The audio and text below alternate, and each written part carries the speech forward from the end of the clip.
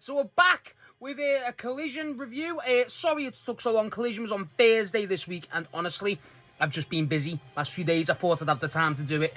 I didn't finish Collision till the other day, like the other night, so I was like, shit, and I've just been busy, so I can only apologise. But, yeah, decent Collision. Definitely more match-focused than what Dynamite was, but let's go through it, because there is a bit to talk about, so let's talk about it.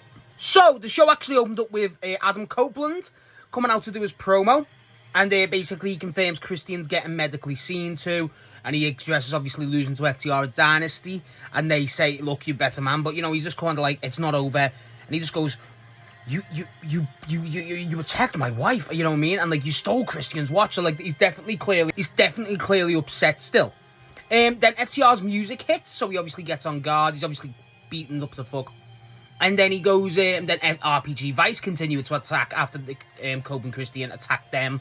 And obviously basically teaming with FTR at this point. Then FTR come out to attack him. But then they get saved by the Bucks, which is pretty cool. Obviously the Bucks and Cope and Christian are trying to, you know, kind of walk that fine line. There's definitely some tension, but there's still a respect. They're still both against FTR. And that was basically it. Yeah, the Bucks basically stay in the ring because they have a match. They're the first match of the night. But overall, promo was fine. It's what you expect from Copeland. Not bad at all. Just basically confirms, oh yeah, we lost to FTR. Fucking sucks, doesn't it? But that's basically it. Yeah, not a bad promo. Nice to see him. Definitely, it's worrying about Christian. I hope they don't really... I hope he isn't injured, honestly. I think we need... For Cope being out for that long and then Christian to get out now, it sucks. But you've got a lot of going stuff for Christian, especially with obviously Nick Wayne being on the card. But either way, not a bad promo, not a bad way to start the show. That's basically it. So, after this, we actually go backstage to Jack Perry, the AEW National Champion, following his match on 0 Hour on Dynasty against Mark Davis. Now, he basically goes, on Saturday I had to face Mark Davis. I hope this isn't the last time, because I want to fight for the belt is. And it's like, basically just rile himself up. I hope it's not the last time we see Perry versus Davis too. I enjoyed that match. But also, I think there's a lot more mileage there. Honestly, I'd just like to see more Mark Davis. He's obviously got a match against Ospreay next week, which will be good. But either way, not bad. You know, Perry being on TV, I wish he had a match, to be honest. But, you know, I'm a fan of Jack Perry. I think he's really good. So, him versus Davis was good. I hope there is room for more, definitely. So, we actually get our first match of the night. And I wouldn't say match of the night, but debatably, it's between this and another match later. The Young Bucks face on against the Rascalz. At this point, it is Zachary Wentz and Myron Reed. So that's pretty fun little combo. The Bucks, I mean, they're on absolute fire. Like, I know people say the Bucks, once you've seen one match, you've seen them all. These are unmissable matches. They're electric. The Rascalz are becoming probably some of your most solid, consistent tag guys. And it's really nice to see. The Bucks are just brilliant. I mean, Jesus, the fire, I don't know what it is. They just look electric at the minute. And it's like, I don't even think they've changed that much of what they're doing. I really don't. But it's just incredible what they're doing. They're just really fucking good. Like, they've never not been good for me. I've always rated the Bucks. For me, they're probably the greatest tag team of all time. And, I mean, Jesus, it just feels like they're just back on some shit. It's excellent. The Rascalz obviously can't be understated. It's no Desmond Xavier this time, which is normally one of the tag guys. But Myron Reed and Zachary Wentz. Zachary Wentz is ridiculously underrated. That guy's athleticism is phenomenal. Myron Reed's definitely great. There's definitely more potential with Myron Reed as a singles guy for me, but him in the tag looks great. Honestly, the match is just great. It's just great. There's not really too much to describe, at least in my opinion. The main thing after the match is, obviously, after the match, so the Bucks do get the win. And obviously, you know, we think that's going to set up something with them and FTR and stuff. And after the match, Connors and David Finlay attack. And they're obviously, you know, the dogs. So they're like, they grab the mic and they call the entire tag on notice, saying one dog might be put down, but the others are right. And so, us two are still here. So the entire tag division stay on notice because the dogs are here. So it's like, looks like that's what they're going to be doing while Gabe Kidd's out injured. Not against that idea. Again, I would have preferred these two if they went singles as well. I do think there's more potential in both of them, especially Clark as singles guys. But honestly, as a match, the Bucks versus the Dogs, probably going to happen on Dynamite. I'm not against that at all. That could be really good. But the match again, the Bucks are just excellent at the minute. I mean, as always, but they're really on fire. And against the Dogs and against the Rascalz, this works. Honestly, I wouldn't be against seeing the Rascalz against the Dogs too, because I'd have the Rascalz start to win a bit more. I feel like that's important. But as actual match, Bucks versus Rascalz, fucking phenomenal. Again, some of the best tag wrestling you're ever going to see. Watch it. Really good match. So, next we actually have the AEW Women's Tag Team Champions, Lena, Kross, and Bayne. Now, it's just a basic vignette. It's just basically them saying, you know, entire women's tag division, we're going to kill you all, essentially. That's basically it. Nothing crazy, but, you know, just them getting more minutes, vignettes, making you remember they're still here. Going to make the eventual Brawling Birds pay off a lot big. However, after this, we actually get the new AEW Trios Champions following AEW Dynasty. We get the conglomeration, Orange Cassidy, Roderick Strong, and Kyle O'Reilly versus the Lethal Twist, which is Jay Lethal, Blake Christian, and Lee Johnson. Now, this match was fun. It was fun, what you expect. The main stuff is just with Cassidy, and I think it's with Blake Christian. That's where it's at its greatest. Cassidy's obviously teasing the hand pockets. And, you know, just basic Cassidy fucking hijinks. And Blake Christian blocks it. And then Cassidy ends up putting Blake Christian's hands in his pocket and still ends up beating his ass. It's just a good ass match. It really is. Not an incredible, not insane. Nice to see more Kyle. Nice to see more Cassidy, Roddy, even Lethal Twist. Honestly, it serves its purpose well. The trio's belt to get defended. There's no setup for what they wanted to do next. I thought that was what was missing here. I thought they could have definitely set up going further, but they don't. I want to, obviously, with the dogs being out, so they probably recalculate what they're doing. But yeah, the belts are defended. It's not a bad match. There's not too much to say. It is a fun match though. That's the main thing, especially with Kyle and Roddy. It's always going to be fun. And Cassidy, obviously, just everyone involved. Lethal, Johnson, and Christian always do great. I'd like to see more of them. Frankly, I wouldn't be against seeing them more as a trio, just on TV. I like Blake Christian, I like Lee Johnson. Jay Lethal's helping them, but as them two are the guys, they're brilliant. Like, get them in the tag division, actually. But yeah, it's a fine match, serves its purpose, belts are retained. I hope they set up something further, but does its job perfectly. After this, we actually get the Ops, which is Hook with Shibata behind the camera, and they're just Hook's just going, hey, let's go get this coffee shop. And then Bowens jumps them and goes, Hook, when are you going to let me join the Ops? When do I have the killer instinct? And Hook basically goes, yep, you're right. I'll tell you next week. Okay. Fucking stupid. I don't like this story. It's, just get Shibata out of there, bro. Get Shibata away. One of the best wrestlers ever. And he's fucking arsing about with Hook and fucking Anthony Bowens. It's actually depressing to me. It hurts me. And honestly, I think because it hurts me, we should stop it. But seriously, yeah, just get Shibata away. He's too good for that. So, next we have to talk about is Kris Statlander and Hikaru Shida teaming up again against Big Ann and I forget the other lady's name, unfortunately, in a basic showcase squash match, whatever. They win. Shock, Statlander and Shida. I thought there'd be a bit more friction. There isn't. But again, they're definitely building something, as we'll talk on later in the show. There's definitely something going on.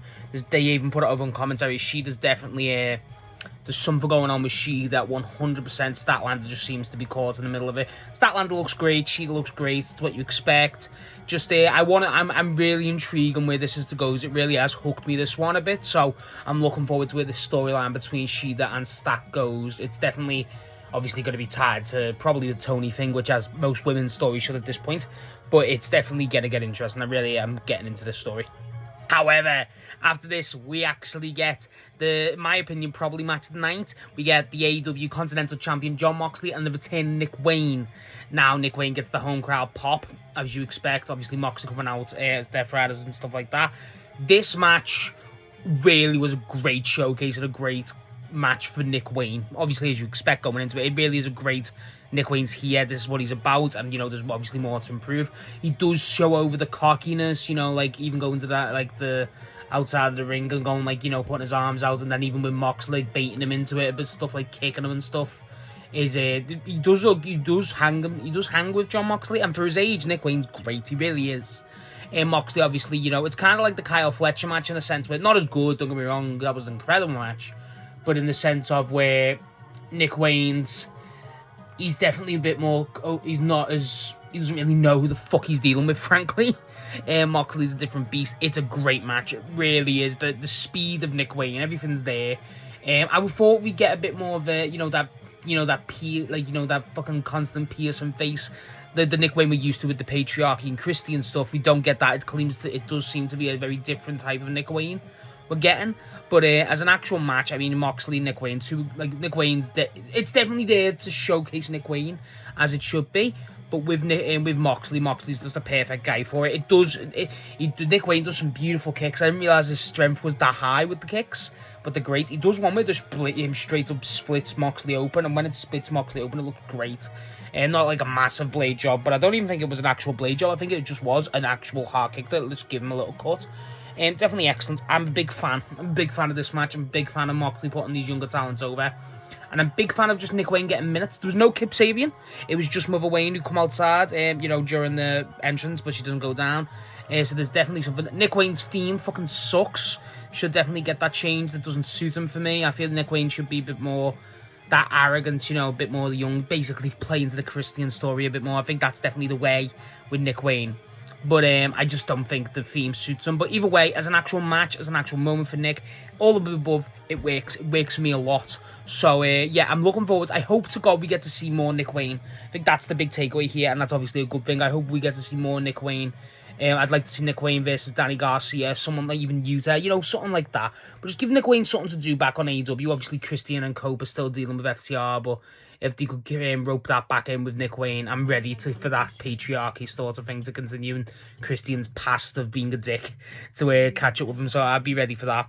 Moxley gets the win as you expect, but there's definitely a bit of like a, Nick Wayne didn't have to win, if that makes sense. But Nick Wayne again does great. Definitely a lot of future. He's going to the Super Juniors this year, which I'm gonna look forward to that. I might try and watch a bit more of that. I need to watch a bit more New Japan this year. But Nick Wayne being the Super Juniors, that excites me a lot. So either way, match was great. That's probably my match of the night, as you expect. Pardon me. Honestly, just give Nick Wayne more time. That's my thing. There's a bit of talent on the AEW where okay, you'll get a bit too much sometimes. Let's give Nick Wayne a go on Collision. Collision's a great way for Nick Wayne to just improve. Let's keep him going. Honestly, really want that. After this, we actually get Don Callis backstage with Kazuchika Okada, our AEW International Champion. And he's getting asked about what happened on Dynasty with Takeshita, saying what's going on with the match now, because obviously if Takeshita and Okada won, they would have had the match at Double or Nothing for the international belt. And then Okada interrupts going, because Don Callis is clearly not happy with Takeshita, goes, it's just unprofessional from Takeshita, ironic as hell. And then Okada goes, no, I want the match because I am a champion, unlike Takeshita. Basically, Okada's pissed. You can tell Okada's it's the most emotional we've seen Okada. Okada's very much a rage baiter. And now with this Takeshita thing, after what happened at Dynasty, it's definitely kicking off. The Don Callis turn on Takeshita's going to hurt like hell. But Jesus, this is going to feed. We haven't seen Takeshita since Dynasty. Double or Nothing's, I think it's a month or two away now. It's a while. It's not the closest. Definitely building towards that. But first match confirmed. This fucks big into it. I'm really into this. Let's go for it. Let's fucking go for this with Takeshita and Okada. Let's make it worth it. International belt. Honestly, yeah. I've got my friend Snotty's going to Double or Nothing. That lucky bastard. After this, we actually get Lio Rush in his Black Arkham again. This is Pac, who comes out with Danielle Garcia. This shit was incredible. This is my highlight of the night. I love this. This is the best thing. As a match, it's not really a match. It just kind of just exists. But obviously, they're playing up Lio Rush's, Black Arkham where he's just fucking skits and nuts. So, Pac, even at the start's come on, what are you doing? And then, Rick Knox, what the hell? And they're both he kicks him and baits it in. Lio Rush is just sitting there talking to himself, that's him! All stuff like that. And the idea of Pac being bear in mind, Pac's whole thing years ago was even his old Tron was hit multiple Pacs. He was clearly nuts. So not as this level though. This is they're really playing into the Lio Rush stuff excellently. I want to see this more. The crowd aren't really into it. He's got rabies or stuff like that, but that isn't a match. It's definitely silent. It doesn't really. I don't really see this as a match. It's weird. It's very just more. Let's just play up Lio Rush's dumbass shit, and I'm all for that. Garcia on the back and in the outside, hilarious because they're both shit scared. They both sell Pac. It was great to see Pac in this side of situation. I don't know why. I just really enjoyed this. I would kill the force of Danielle Garcia versus Lio Rush is all I need, because that would be like Scooby-Doo. It really fucking would. Remember when Garcia had, I forget who was basically going, ain't no way, the loudmouth that Garcia is, against someone like a Lio Rush with the scared. He even sells it brilliantly here. You give that more attention, a bit more focus, it's excellent. It's probably gonna... I don't really enjoy horror gimmicks in wrestling anymore.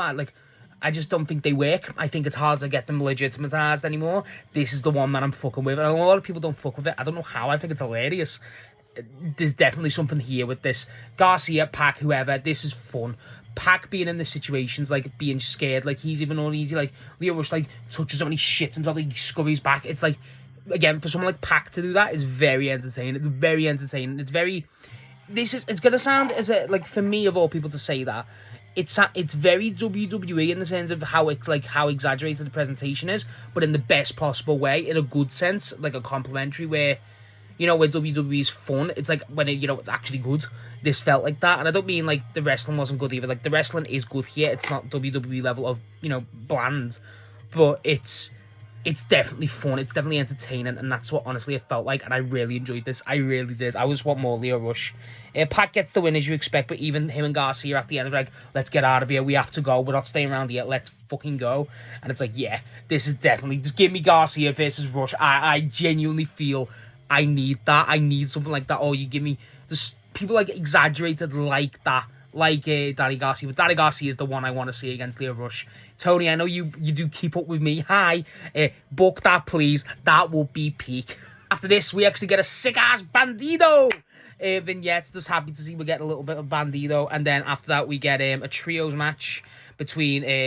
basically a showcase trios match between Dorada, Místico, and Brody King.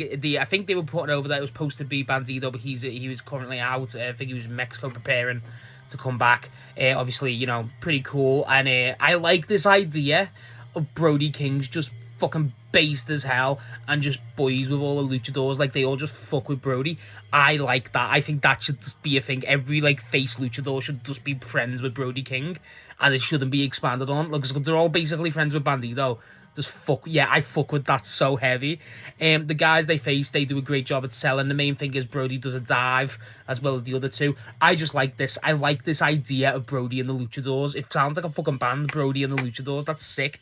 Yeah, there's definitely more going on here, but I would like more. Honestly, you give me a 4.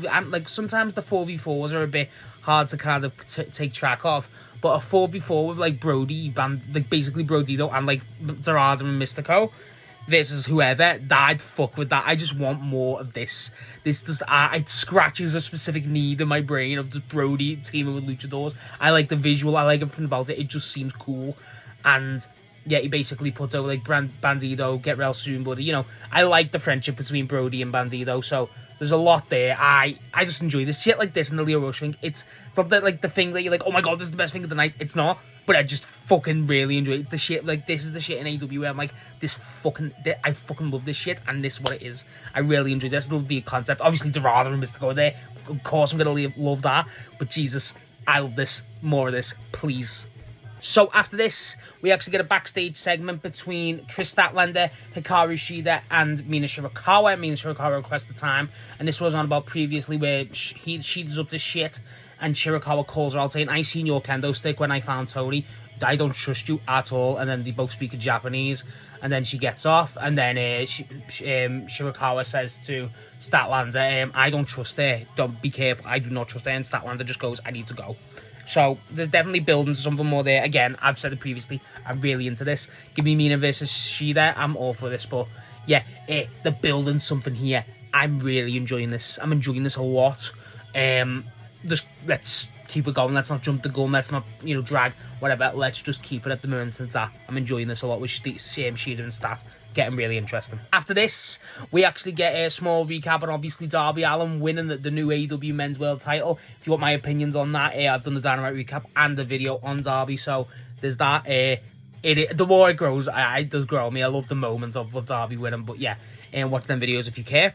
But after that, we actually get our main event of the evening, which is Tekla, the AEW Women's World Champion, versus Alex Windsor of the Brawling Birds following her match, Tekla's match with Jamie Hayter. This match was good. It definitely didn't... I thought it'd have a bit more time. Frankly, I did.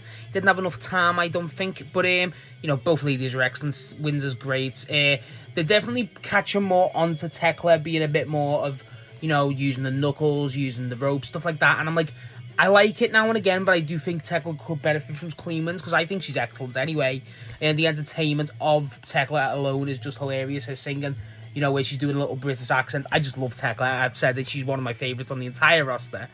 And then obviously wins is just great. So Tekla obviously gets the win. I don't know what they do after here. I don't. This is the thing, like, they're obviously going to build Jamie and Jamie and Tekla. But in the meantime, I don't know who they do for Tekla, you know, in the meantime, because I think you got to build that to All In, personally. Or maybe even Forbidden Door, or, you know, whatever. I just think you got to build that. I would like that at All In. I wouldn't be against that at all. Obviously, with Jamie Hayter, UK, makes sense. And I want Tekla to hold that belt as long as she can. But, as an actual... I don't know, as a title reign, you just got to build this, and I'm a fan of Tekla. I just want more of it. The match was fine. I feel like, again, I would like to see this ran back. I feel like it needed a bit more time, I feel like it got shafted for time. Only like 10, 12 minutes. It didn't feel long. But even then, like, it missed like a lot of spots. Like, Tekla didn't do the upside down spider spear shit that she does. Like, it didn't feel like that. But the styles you can get, they do blend. So, solid main event. It was the show felt it just gains and gains, and it feels like this is a bit flat. Feels like the crowd is tired. I think it was a double Titan. But as an actual, you know, match, it was good. Again, just needed more time. Didn't feel worthy of a main event, but I think that was not its own fault, admittedly. But yeah, main event, Tekla wins it. It's good on paper. Again, more time was needed. But what they were given, they did do well. Definitely more credit to the ladies than So yeah, all for it. So yeah, that was Collision this Thursday. Again, apologies for the lateness. I didn't realise it'd be this late. Just being busy. I enjoyed it. I think the show more and more, it gets better. There's parts in it, again, like the Lio Rush and obviously Lio Rush and the Brody stuff for me that is very, like, I just fuck with. I like that a lot. It does obviously offer a bit more development with, like, the Statlander stories and stuff like that, obviously with the books, FTR and Cope. The matches are great. I feel like, again, it needed a bit more match focus following the AEW Dynamite after Dynasty. I didn't feel like that had a lot of match focus in it. But it's definitely an entertaining Collision. It didn't need to be. I thought we would have got more follow-up from Darby. But we don't, we're obviously saving that. But as an actual crowd, some of the stuff, again, the Nick Wayne stuff, the Bucks, you know, they're the main standouts in terms of matches, but moments, the Lio Rush stuff I adored. I thought that was excellent. Brody and the Luchadors, I've got a bias. Stuff like that. It was a very fun Collision. It does take a while. There's some shit where you're just like, I don't want to see this. Like, hooking the ops, like, bro, just get Shibata out of there. You know what I mean? Shit like that. But that's just, you know, nitpicks for me. Again, bias with that, but I'm talking about me. Yeah, solid little card. I did enjoy it. Yeah, not bad Collision. Just, there's some stuff that I really like, some stuff I was kind of, you know, in on, and then some bits I was like, But basic good Collision. Yeah, I think it was solid. I enjoyed it. Some stuff I really enjoyed. So yeah, I enjoyed this Collision. So that's my thoughts on Collision this week. What did you think of Collision? What was your thoughts on Nick Wayne? What's your thoughts on everything that happened? And what was your highlight of the night? What was your thingy in that? And yeah, hopefully I get back on track, because again, the schedule for me has been a bit poor, so apologies about that, but hopefully I will be getting better.